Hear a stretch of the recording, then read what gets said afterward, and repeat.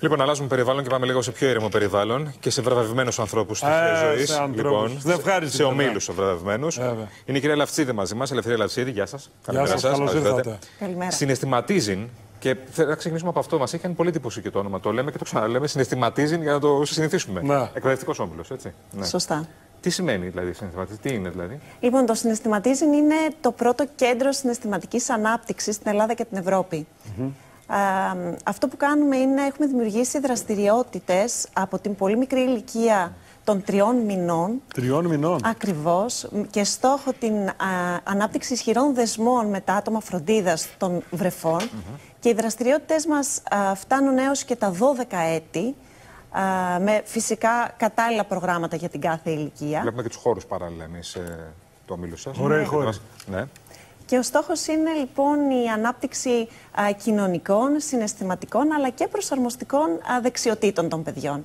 Επίσης, πολύ σημαντικό να το πούμε, υποστηρίζουμε τον απαιτητικό και δύσκολο ρόλο των γονέων με το συναισθηματίζει μέσω επιμορφωτικών συναντήσεων αλλά και συμβουλευτική υποστήριξη. Ναι.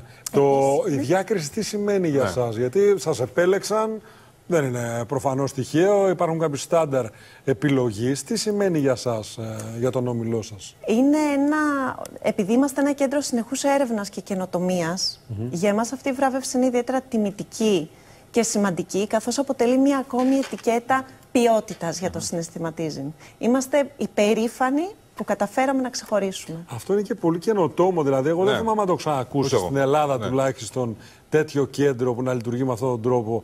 Αυτό πώς το σκεφτήκατε? Συνήθως δεν ήταν κέντρα, ήταν ένας συγκεκριμένος άνθρωπος. Ένας άνθρωπος έλεγες. Πάμε το παιδί εκεί, ξέρω εγώ. Εσείς πώς σκεφτήκατε αυτό? Θα σας πω. Όλα ξεκίνησαν από τη δική μου δυσκολία ως παιδί να εκφραστώ και να κατανοήσω τα συναισθήματά μου.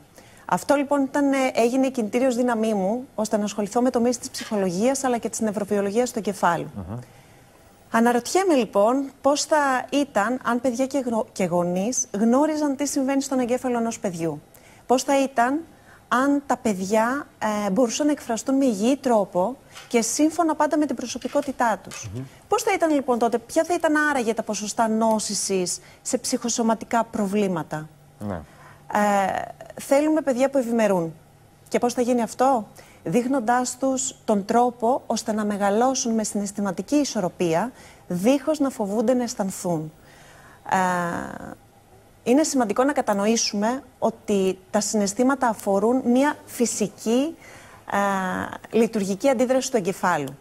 Και έτσι, σύμφωνα με αυτό, να δημιουργήσουμε τα κατάλληλα περιβάλλοντα και τις κατάλληλες συνθήκες, ώστε τα παιδιά να μπορέσουν να εκφραστούν και να αναπτυχθούν με υγιή τρόπο. Και αυτό είναι και το σχέδιό σας για το μέλλον. Ακριβώς. Ουσιαστικά αυτό είναι που θέλετε να συνεχίσετε και να μεγαλώσετε στο μέλλον. Στο μέλλον θα σας πω. Αρχικά φέτος έχουμε δημιουργήσει το Emotion Test κατά αποκλειστικότητα, το οποίο είναι ένα εργαλείο ανίχνευσης των συναισθηματικών δυσκολιών των παιδιών.